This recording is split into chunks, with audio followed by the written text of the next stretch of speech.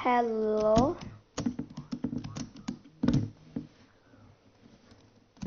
fy enw I yw Jaden.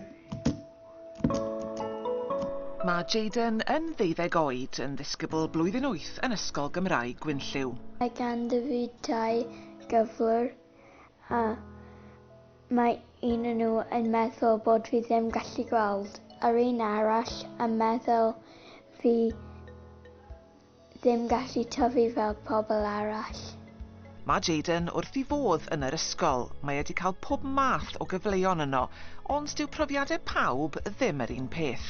Rydyn ni'n gwybod bod postcode lottery ar draws Cymru ar y funud a mae rai plant yn cael safon well o addysg nag eraill. Rydyn ni'n galw ar y Llywodraeth I wneud yn siŵr bod pob awdurdod lleol yn cael athro I blant dall ac agolwg rannol a rydyn ni eisiau I nhw wneud yn siŵr bod y cyllid ar gael I nhw gallu wneud hwnna'n dda.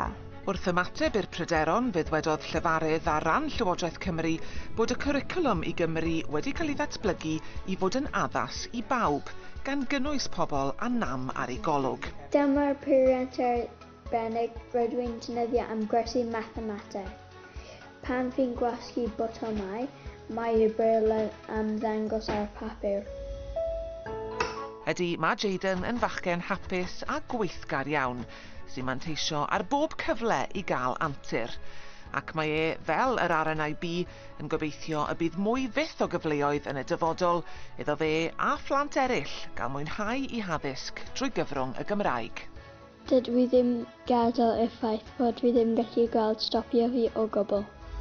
Rydw i'n teimlo fel bachgen lwcus iawn.